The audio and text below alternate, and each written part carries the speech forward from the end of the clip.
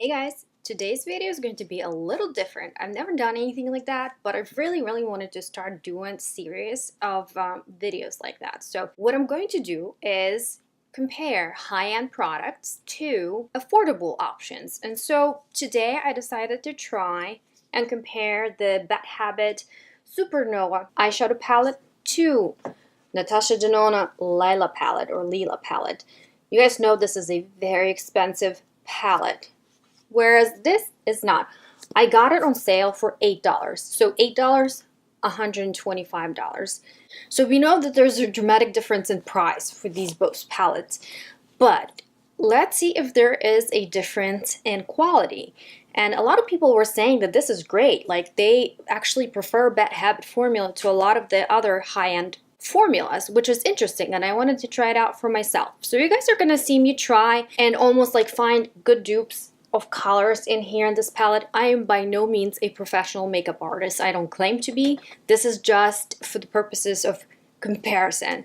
I have to say, they're both awesome palettes. Formula is a little bit different, but it's pretty darn close.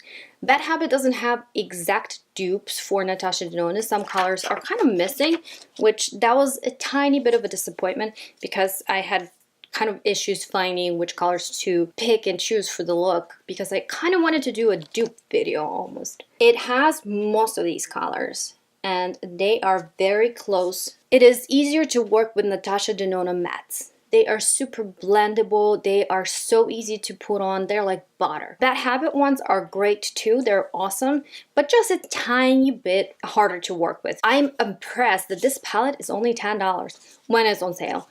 And shophaj.com always has sales running. So if you guys ever are curious about trying Natasha Denona palette but don't want to spend the money, give this a try. You can buy like 10 of these for one of these. The only thing I've noticed is Natasha Denona has bigger pan sizes, obviously. Then again, the price difference is crazy, you guys. Now, in that same video, what I wanted to do is try out concealers too. So we have the $5 concealer and we have the $27 concealer, right? Tart Shape Tape, Makeup Revolution. A lot of people are saying that Makeup Revolution is very close to Tart Shape Tape. I personally found it hard to believe that anything can come close to Tart Shape Tape. Honestly, this is like the best concealer I've ever tried, and I've tried a lot, you guys. The only thing that I'll tell you I noticed, Makeup Revolution dries very matte and it's almost like too dry. It definitely accentuates my creases a lot more than Tart Shape Tape, which I hate in a concealer. So you're gonna see me probably struggling a little, or you're gonna most likely critique my skills. But remember, I'm just a makeup enthusiast. I'm not a makeup artist, you guys. So see if you guys can guess which side has the affordable option and which side has the really expensive option. I say they're pretty darn close, to be honest with you, especially the eyeshadows. I'm going to go ahead and apply my Tarte Shape Tape Concealer on the left side and Makeup Revolution Concealer on the right side, and we'll see which one works better, or if they're identical or dupes for each other, so we'll see. You guys are going to see me apply two different shades of concealers, and I ended up doing that because I couldn't find my perfect shade in either or. So I'm usually taking my Tarte Shape Tape in fair neutral and light neutral. And what I'm doing is I'm putting the fair neutral, the lighter color, on the inner corner and at the bottom of my bag, basically outlining that shadow and trying to make it disappear. And I'm trying to push the concealer in. I usually try to avoid rubbing motions because it just takes it all back, but sometimes you need to do that. And I'm using C5 and C3 in Makeup Revolution. When I combine the two, they actually end up working very well with my skin tone, so you can always do that. So don't stress out if you cannot find your perfect shade. You can always go ahead and mix the two shades together.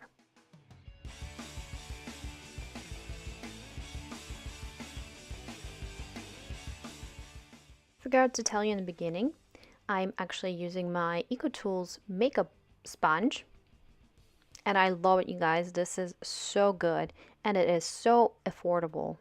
So I'm going to be using Supernova from Bad Habit and Natasha Denona Lila palette or Lila. Here you see me opening and showing you guys the shades of the Supernova. They're beautiful and they are so good, you guys. I'm dipping into a shade called Cyrus from the Supernova palette from Bad Habit.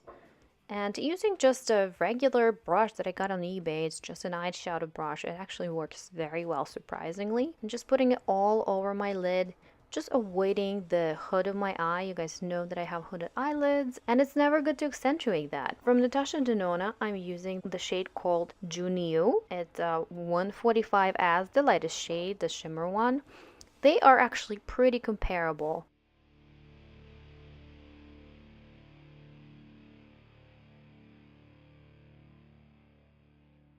Then from Supernova, I'm taking the shade called Zenith and putting it in my crease. I'm being very generous with that color because I'm going to go ahead and blend it all out. I'm actually putting it all over my hood of the eye too. If you have hooded eyelids, you do want to go about your crease when you're trying to do a somewhat of a smoky eye look. And again, just blending it all out. From Natasha Denona, I'm going into a shade called Nude Mauve 144 cm.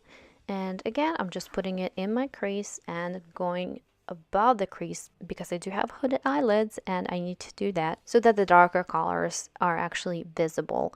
And to create an illusion of diminished hooded eye, usually you want to do that only with matte colors because shimmer colors will actually bring the hood forward and make it look worse and accentuate your hooded eyelids. So it looks pretty close. I'm just going to go back in with the shade called Zenith and just darken it up tiny bit more to make it look more symmetrical. It seemed actually pretty symmetrical in the video, but for some reason when I was applying makeup, it didn't look too symmetrical to me. I'm going to go ahead and put the shade called Celestial from Bad Habit into my crease. Now this time I'm trying to stay in my crease and create the V-shaped look.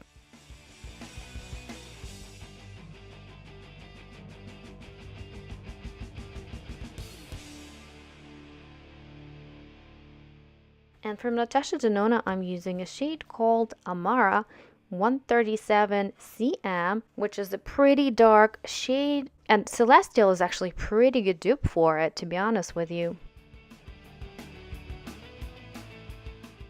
Using a brush 121 from Luxie mini tapered brush.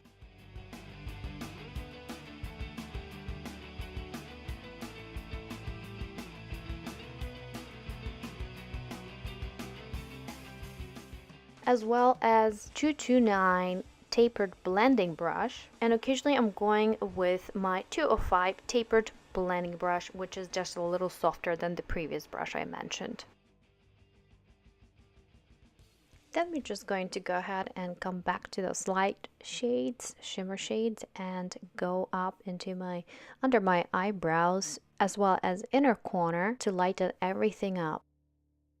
By the way, I'm using my Sigma eyeshadow brush in case you're curious. And now I'm just using my fingers and going into the shade called Cyclone 138 DC from Natasha Denona and applying it onto my lid, trying to avoid the inner and outer corners. From Bad Habit, I'm using the shade called Solar. Again, applying it all over my lid, but avoiding inner and outer corners.